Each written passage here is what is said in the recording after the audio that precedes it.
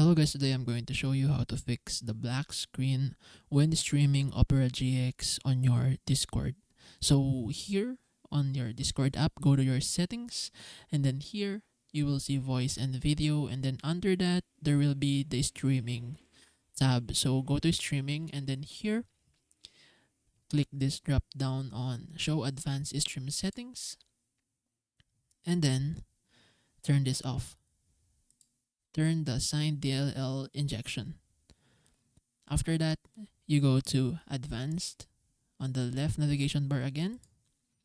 And then here, turn off the developer mode and turn off the hardware acceleration. And then it will ask you to change and restart. Go ahead and click change and restart. So basically that's it. Try again streaming Opera GX on your Discord. Of course, don't forget to also restart your PC. If that doesn't work, make sure to reinstall both applications, Opera GX and Discord, and try this method again.